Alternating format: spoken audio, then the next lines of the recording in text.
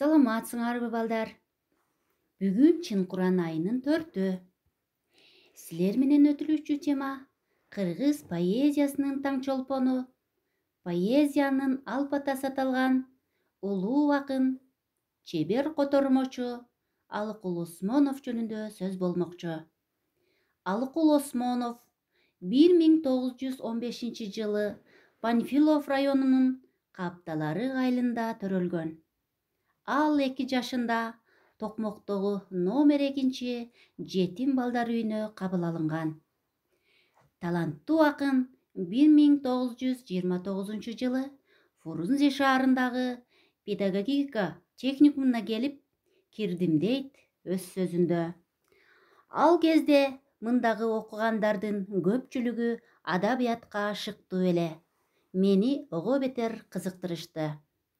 Ошол убактан баштап Пушкин, Лермонтов, Лев Толстой, Тургенев, Некрасов, Гогольдун аттарын уга баштадым.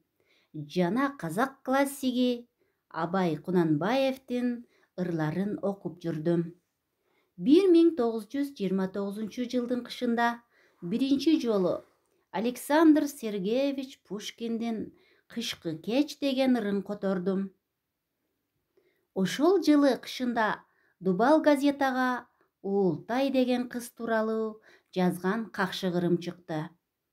1930 жылдын сентябрь айында Сабаттуу бол деген республикалык газетага Кызыл жүк деген ырым чыкты. Ал ырды окуп алып, ошол түнү кубангандан уктабай чыктым. Газетаны катып коюп, күнүгө 10 жолу окуйм. Эртеси дагы бирди жазып алып бардым.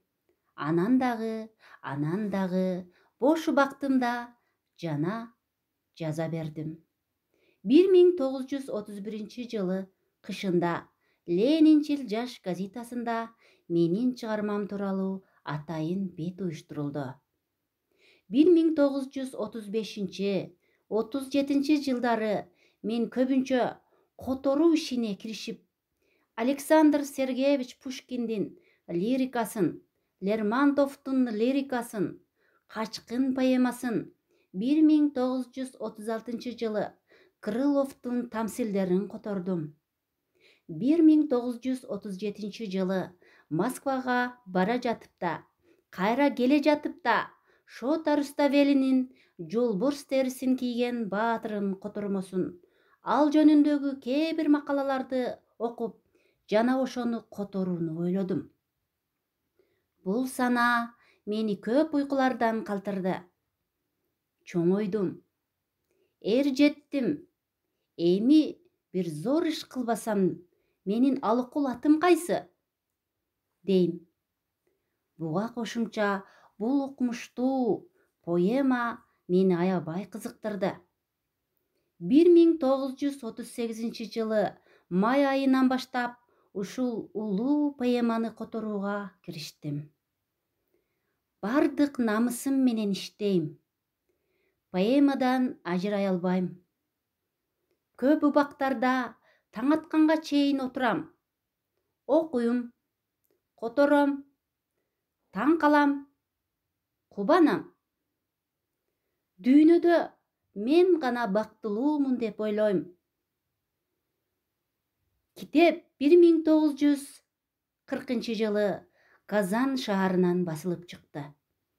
1 жылдан соң Айылдан, Тариел, Автандил, Тинатин, Даражан деген жаңы туулган балдардын, кыздардын аттарын уга баштадым. Демек, китеп кыргыз элине жетип, жана аябай жаккандыгын билдим. Балдар, бүгүн силерге мен улуу акын Алыкул Осмоновдун Шота Руставелиге деген ырын окуп бермекчимин. Шотаба чын достуктун эң кымбаты, эр үчүн керек жерде ак кызматы. Жөнөй бер, дагы сонун жерге алып барат. Ал дагы мен берген ат, кыргыз аты. Тарынба, Белегимдин көр назын, сынагын кандай экен ичин ачкын, ал белек сага тааныш сулуу нестан. Мен аны кыргызчалап кайра жаздым. Тариел, сен көргөндөй баа жетпесер, автандил жүзү жылуу акылман шер, түз тала, бактуу каала, тунук суулар, баары бар, Тинатин кыз үн салган жар.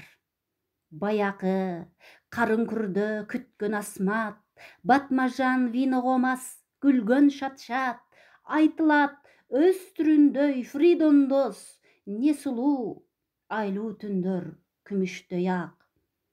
Айбы, жок, жаш сүйүүнүн кайгылары, эң таттуу, эң бир жумшак муңу зары, арфыры, жан дерткен коңур үндөр, тарынуу, сүйүүнүүлөр, баары.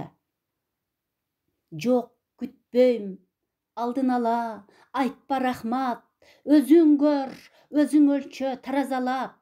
Арманым ошол сүйүү бул күнгө да кайрадан жаралсачы ата канат.